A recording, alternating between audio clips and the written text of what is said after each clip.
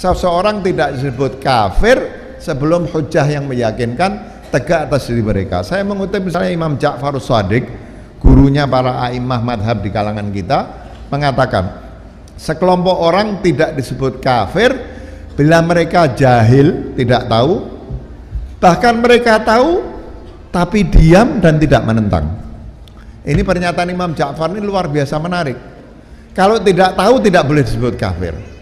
Kalau tahu tapi mereka tidak mengganggu, mereka diam, tidak boleh disebut kafir. Ya.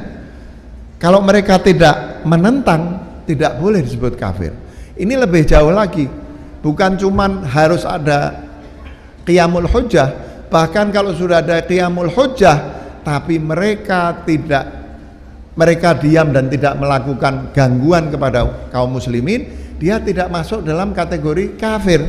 Jadi ketika Al-Quran memerintahkan agar membunuh orang-orang kafir, itu pasti konteksnya melawan penindasan.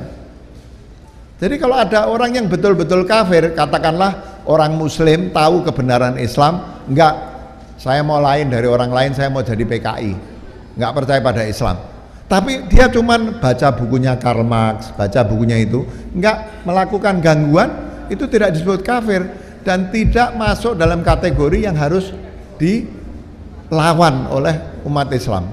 Jadi yang disebut kafir itu sudah tahu Islam benar, tetap menentang, sudah begitu memerangi, baru perintah untuk memerangi orang kafir itu jatuh. Kalau dia tidak tahu, belum tegak hujjah, tidak bisa disebut kafir.